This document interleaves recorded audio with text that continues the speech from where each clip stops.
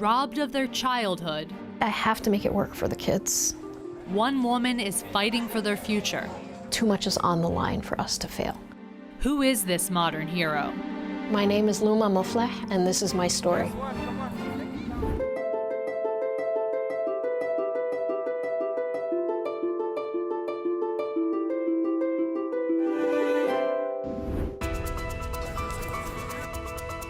Hi guys, I'm Julia. I'm Tari. Nice to meet you. I'm Justin. At first glance, this might look like your typical soccer practice. But this team is anything but ordinary. Everybody in 2 lines, let's go. I'm from Central Africa, but I was born in Cameroon. I came from Iraq. I was born in Tanzania but from Burundi. I was in Ethiopia before I came to the United States. Meet the Fugees, a unique soccer team made up of child refugees from war-torn countries. 2, 3. And came to America for a better life. This is their coach, Luma Mufleh, who is all too familiar with the refugee experience. Born in 1975 in Amman, Jordan, Luma grew up in a privileged household with a haunted past.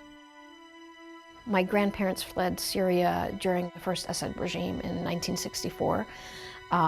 My grandmother packed up a car with her 5 children. She was 3 months pregnant with her daughter and drove to neighboring Jordan. Luma's grandfather escaped soon after, but not before he was tortured and his factories were seized.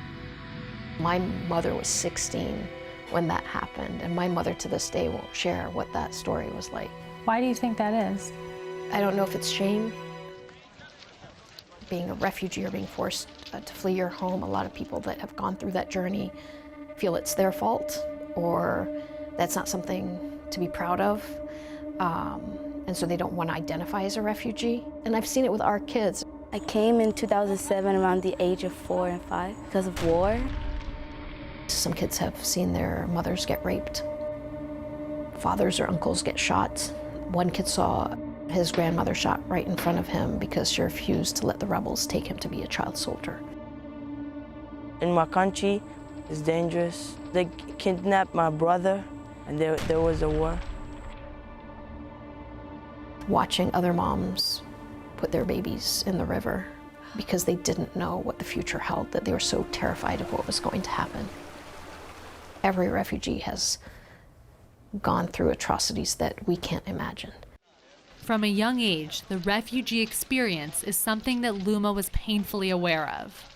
My grandmother took me to my first refugee camp. And you were young, right? You were only 8 years old? Yes. And those images still stick in my mind. As a kid, you're like, we speak the same language, we're in the same country. How is it that I have this and they don't? And growing up, Luma had quite a bit. Her family rebuilt their lives in Jordan and became self-made millionaires. But despite her financial stability, Luma was deeply struggling with her own reality, a situation that ultimately led her to her own refugee experience. I think people think it's easy to leave your country. But I came to America because I didn't have a choice. It's the death penalty in Jordan if you're gay. So Luma left Jordan to attend Smith College, a small elite liberal arts school in Massachusetts. While there, she embarked on the lengthy process of applying and ultimately receiving political asylum, a feat that gave her the courage to share her true identity to those she loves the most. Is it about that point in time when you decide you want to come out to your family? I was granted asylum a few weeks after graduation, and then I came out to my parents, and I was disowned by my family when I came out to them. What was that whole experience like? You hit rock bottom, you feel alone,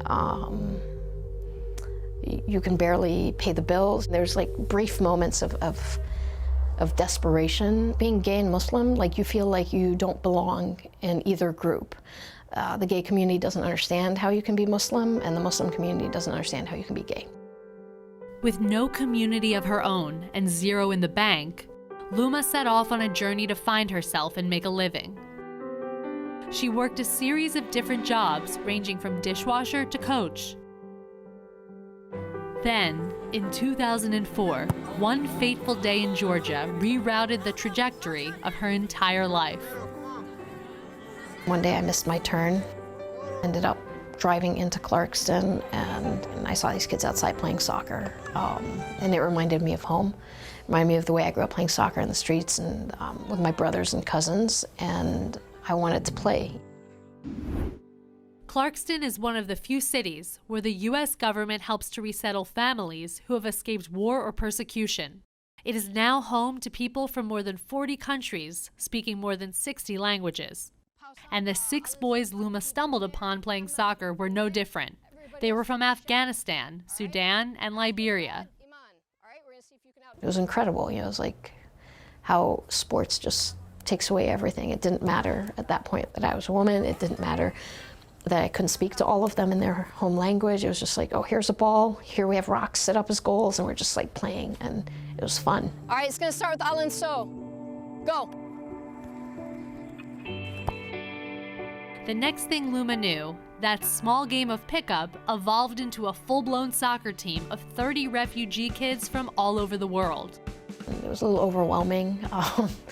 but it was like really cool to see like the power of a ball and the power of kids wanting to belong to something and to do something. And why did you want to start a team? Sports is just something that shaped my life. There you go. Thank you. And it wasn't until I met a group of kids playing soccer and forming the Fugees, proving to my family didn't matter anymore because I felt a sense of purpose and I was allowed to reconcile my identities with that experience. With a newfound sense of purpose, Luma was determined to make the Fugees a success. The Fugees became a force to be reckoned with, racking up undefeated seasons and state championships. But Luma noticed a concerning problem off the field that she couldn't ignore. If you are a refugee and you come here, you're age 14, our country puts you in the age-appropriate class, not the level-appropriate class. So 14, you're put in 8th grade, 8th or 9th grade, you're expected to do Shakespeare, do algebra when you don't know the letters of the alphabet and you don't know how to add or multiply. These kids have had disrupted or no formal education whatsoever. It's like you're setting them up for failure from day one. They're gonna drop out. When you drop out, there's only a few options. Like, I just don't understand why more people are not outraged by it. And I said, well, if this was my kid, what would I do? I couldn't afford a private school for my entire team, and so I started a school with 6 kids. And then the next year it was 12, and then every year it just grew. Fugees Academy started in 2007 as an all-boys school and has since grown into a 90-student co-ed institution that includes year-round soccer, after-school tutoring, and is the only one of its kind in the country. With a 90% graduation rate, her success on and off the field comes from tough love. When I get down there, I want the goal set up and the balls and everything ready to go. And a determined staff. How would you describe your style here? I would describe our school as military meets Montessori. We have a lot of structure, a lot of rules. When I interview teachers and staff, you have to have the highest possible standard, not, oh, well, they're poor refugee kids, let's just get someone in the room. No, the highest possible standard. And so what tools do we give them that they can navigate this world? Everything from the self-confidence piece to the belief that they can do anything they want, to giving them tools on how to communicate with people, how to advocate for themselves. We know all the kids speak a different language at home, but at school, we want you to learn English, and it's complete immersion. I learned English at Fuji. She helped us become a better person and help us become a better soccer player. She helped us a lot. 5 out of 6.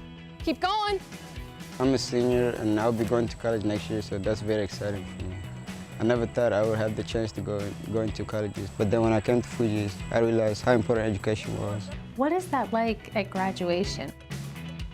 I knew these kids when they came to the school and couldn't utter a word of English and were angry and felt isolated, and then you're seeing like these incredible young men and women, heads held up high, their parents are so excited about it. They're like not only the first in their families to finish high school, but the first to have completed middle school.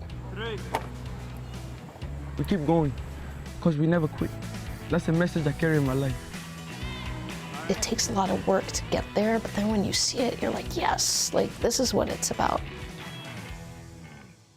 It sounds like this is a moral obligation for you.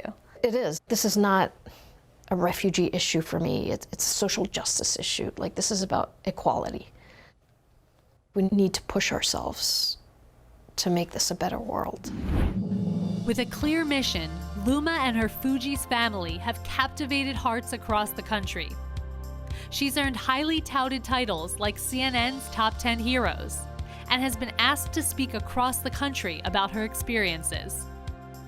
But all the attention and accolades serve one purpose to Luma: to bring awareness to the refugee experience and to help even more children across the country. America represents the best of the world in bringing people together that is not possible in other countries. Here you have a gay Arab Muslim woman leading a group of refugee children from over 20 different countries. Where else in the world is this possible? Nowhere but America is this possible. When you believe the impossible and you believe it with such zest, that's what makes change happen. If this modern hero inspires you, please share. It helps us bring you more stories.